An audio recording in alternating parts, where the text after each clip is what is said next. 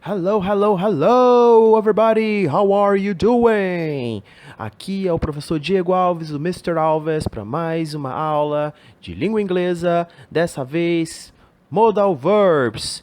Lembrando que esse vídeo é a parte 2. Se você não assistiu a parte 1, eu sugiro que você volte lá e assista a primeira parte antes dessa, ok? Porque aqui nós vamos falar apenas sobre o uso e os Modal Verbs e os seus significados. Lá no outro vídeo eu falei sobre a parte gramatical, estrutural, que também é muito importante de vocês saberem, ok?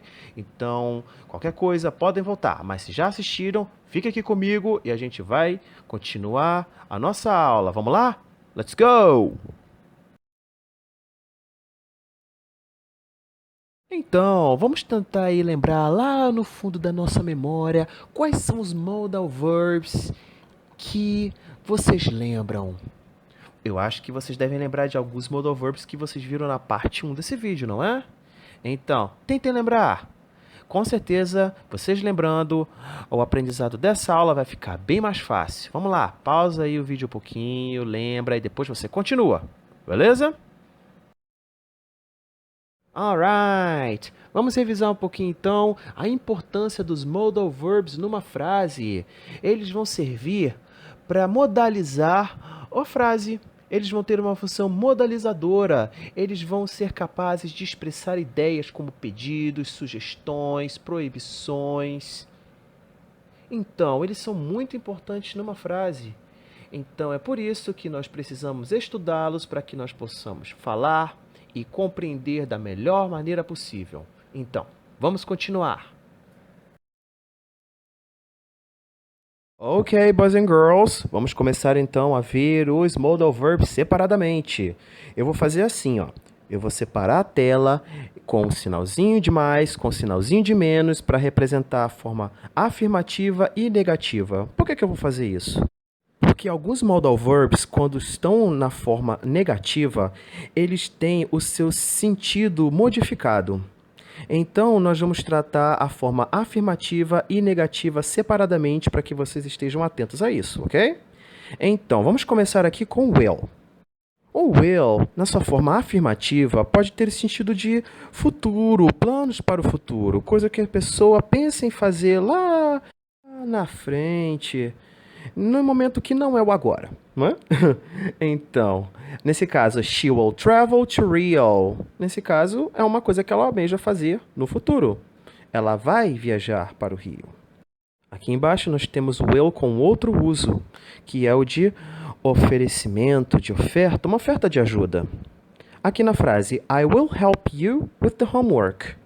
Então, a pessoa está oferecendo seus serviços. É uma coisa que ela vai fazer para outra. Então, o will ele também pode ter esse sentido. Vamos agora falar sobre a forma negativa. Vocês lembram, lá na primeira parte, no outro vídeo, que eu havia colocado will not como forma negativa do will. Vocês lembram? Então, aqui eu já coloquei want. Por que eu coloquei want? Porque aqui eu fiz uma coisa que nós chamamos de contração. Eu contraí o will com not, ficando won't. Então, na continuidade dessa aula, eu vou dar preferência às contrações, só para a gente ir conhecendo, tá bom? Bem, aqui na forma negativa do will, não muda muita coisa no seu sentido. Ele apenas está dizendo de uma coisa no futuro que ele não vai fazer. Então, she won't travel to Rio. Então, ela não vai viajar para o Rio de Janeiro. Ela não tem esse interesse de, no futuro, realizar essa ação. Muito bem. Vamos agora para outro modal verb. Let's go? Ok, aqui nós estamos vendo um outro verbo modal que é o would. O would, ele já tem o sentido de futuro sob condição. É um cenário possível para o futuro se as coisas no momento atual fossem diferentes. Por exemplo, aqui na frase, she would travel to Rio if she had money. Então, aqui, ela iria viajar para o Rio se tivesse dinheiro. Então, aqui seria uma ação futura que poderia acontecer se o momento atual fosse diferente. Ou seja, se ela tivesse dinheiro agora, ela iria viajar para o Rio de Janeiro, mas como ela não tem, então essa viagem para o Rio de Janeiro fica só no campo das ideias, infelizmente, né? Já na sua forma negativa, ele vai mudar um pouquinho de sentido. Ele vai falar aqui sobre uma ação improvável, algo que uma pessoa não faria. Por exemplo, she wouldn't travel to Rio. She hates the city. Então aqui é uma coisa que ela não faria. Ela não viajaria para o Rio, porque ela não gosta de ir lá, ela odeia a cidade. Então, wouldn't já tem já essa pequena mudança de significado. Alright. Vamos ver agora o verbo modal can. Aqui na forma afirmativa nós já estamos vendo dois usos diferentes para o can. O primeiro nós temos falando sobre habilidade. She can play the guitar, ou seja, ela tem essa habilidade, ela consegue tocar violão, ela sabe fazer isso. O can também pode ter o sentido de permissão ou de pedir permissão para fazer alguma coisa. Aqui nessa frase eu coloquei ela na forma interrogativa. Can I have some water? Aqui ele está pedindo permissão para beber água. Já do outro lado, na forma negativa, nós temos aqui o can't com dois sentidos. O primeiro para falar sobre inaptidão. She can't play the guitar. Isso quer dizer que ela não sabe tocar violão, ela não tem o conhecimento, a perícia, a habilidade. Então, she can't play the guitar. Já na frase abaixo, nós temos she can't go out today. Nesse caso aí, a pessoa está dizendo que a pessoa em questão não tem a permissão para sair hoje. Então, can't tem o sentido de proibição. Ok, then, let's move on. Vamos para o próximo slide. Bem, vamos ver agora o modal verb could. Ele aqui mostra dois usos para nós. O primeiro uso é o de sugestão ou possibilidade passada. Nessa frase, she could travel to Rio, nós podemos interpretar essa frase de duas maneiras, dependendo do contexto. O primeiro sentido, que seria o de sugestão, could poderia ter a ideia de que eu estou dando a ela a opção de viajar para o Rio. You could travel to Rio. You could travel to São Paulo. You could travel to Maranhão. Então aqui são opções, sugestões. Ou então eu poderia falar de uma possibilidade passada. Ou seja, digamos que agora essa moça, não tenha dinheiro, mas ano passado ela tinha. Então, naquela época, ela podia viajar para o Rio. She could travel to Rio. Now, she can't. Agora ela não pode. Vocês lembram no slide anterior que o can tem o sentido de permissão e pedir permissão? Então, o could também vai ter. Como na pergunta aqui, ó. Could I have some tea? Esse é um pedido de permissão, mas é um pedido mais formal que o can. Então, se você quiser fazer um pedido formal, utilize o could. Já o could na negativa, que é o couldn't, vai ter sentido de impossibilidade. Ou seja, she couldn't travel to Rio. Ela não poderia viajar para o Rio. Ela não tem essa possibilidade. Então, forma negativa. O verbo modal should vai dar o sentido de conselho. Lembra que o could, no slide anterior, falava justamente alguma coisa parecida com isso, que era opção. She could travel to Rio, she could travel to São Paulo. Lembram? Que o could dava justamente essa ideia de opção para a pessoa. Então, o should, ele vai ter um sentido parecido com esse, só que um pouquinho diferente.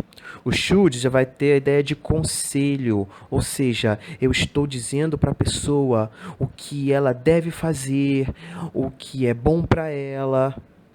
Então, aqui nesse caso, ele está dizendo she should travel to Rio. Então, isso quer dizer que a pessoa já viajou para o Rio, já conheceu, achou muito legal. Então, ela acha que aquela viagem para o Rio é praticamente obrigatória.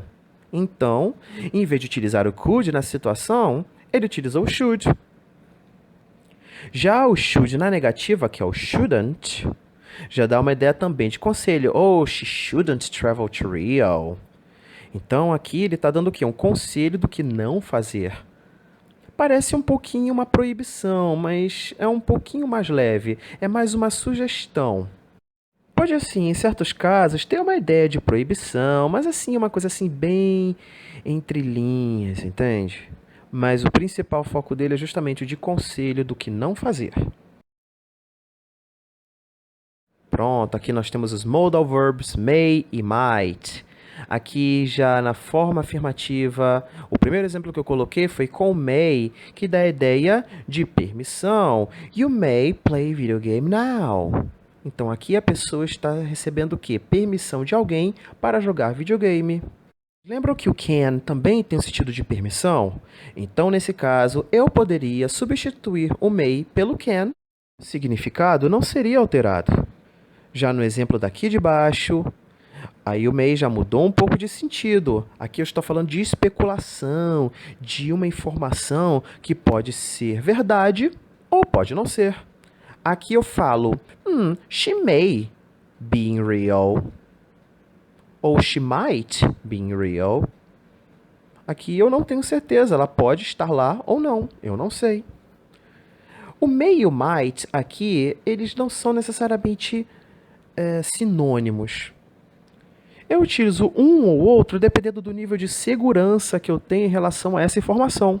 Então, eu vou utilizar o may quando eu tiver um pouquinho mais de certeza e o might quando eu tiver menos certeza. Então, she may be real, eu tenho mais certeza do que she might be real. Agora vamos aqui para a forma negativa. Vejam que a forma negativa do may, que é o may not, já mudou bastante o seu significado. Ele passou de permissão para proibição. Então, ó, you may not play now. Você não pode jogar agora. Então, may perdeu o sentido de permissão e virou agora proibição.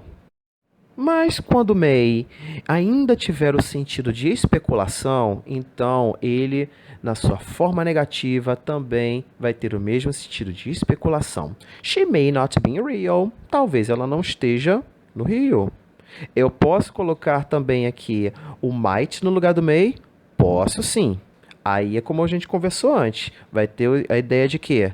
De nível de certeza. Se você tiver mais certeza, may. Se você tiver menos certeza, might.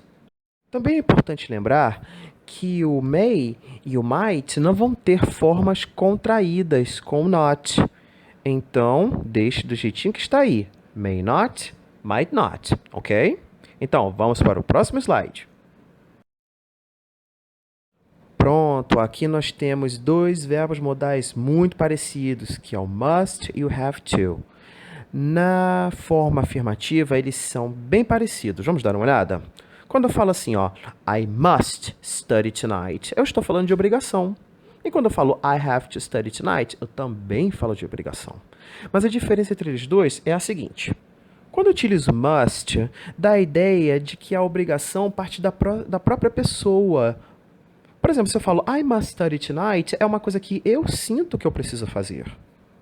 Já na frase de baixo, quando eu falo I have to study tonight, dá a ideia é de que a obrigação vem de terceiros, a minha mãe está me obrigando, ou oh meu Deus, eu tenho uma prova para fazer amanhã.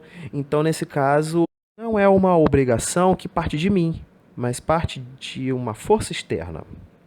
Já na forma negativa, o must, que vai virar mustn't, já vai ter o sentido de proibição, de algo que você não deve, não pode fazer. You mustn't play now. Então, você não deve fazer isso. Você não pode jogar agora. Então, proibição. Mas vamos ver aqui a forma negativa do have to, que é o don't have to. Aqui ele já fala o quê? De uma ação que não é obrigatória. Então, se eu falo I don't have to study tonight, você está dizendo que você não tem a obrigação de estudar. Você não precisa, não é necessário. É uma ação, então, opcional. Você faz se quiser. Viu só como o must e have to são bem parecidos na forma afirmativa, mas na forma negativa eles são bem diferentes? Então, ó, cuidado aí para não confundir os dois na forma negativa, ok?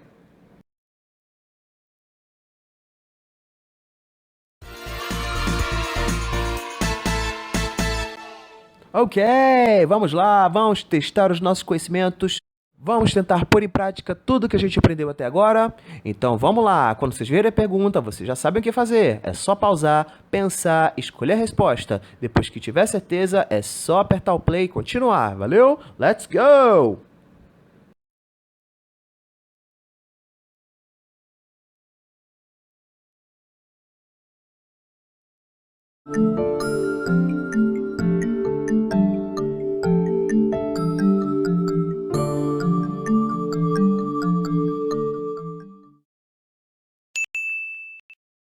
Ah, nesse caso aí, a resposta correta é a letter B, falta de habilidade.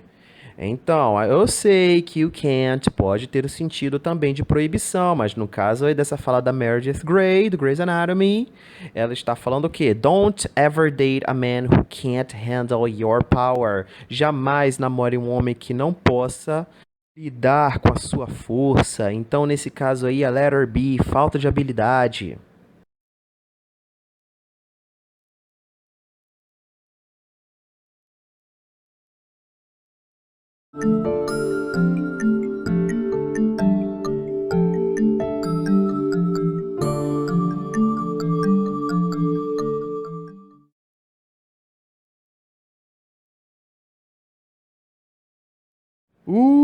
Nós temos a letter B como a correta mais uma vez.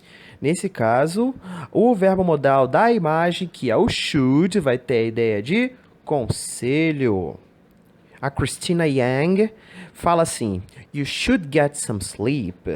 Ou seja, ela está dando um conselho para Meredith para ela ir dormir. Você deveria ir dormir. Então, letter B. E sim, eu estou utilizando mais uma imagem de Grey's Anatomy porque sim, eu posso, ok? Vamos lá para a próxima pergunta.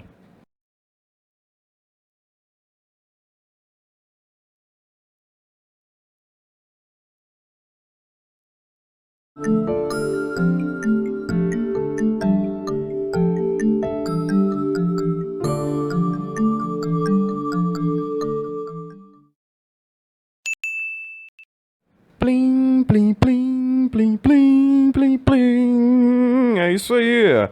A opção correta é obligation. Opção correta, letter A. Porque o verbo modal na imagem ao lado é o must. E olha que frase legal, não é? Que o Albus Dumbledore escreveu pra gente. We must all face the choice between what is right and what is easy. Todos devemos encarar a escolha entre o que é certo e o que é fácil. Profundo, né? That's deep. Então é isso, pessoal. Chegamos ao final de mais uma aula sobre modal verbs, dessa vez encerrando o assunto que nós iniciamos lá na parte 1. Espero que vocês tenham gostado. Espero que esse vídeo possa ter ajudado vocês a solucionar muitas dúvidas que vocês possam ter com os modal verbs. Se vocês tiverem ainda mais alguma dúvida, no problem. É só assistir o vídeo de novo. Então, pessoal, see you next time. Até a próxima. Um grande abraço. See you. Bye bye.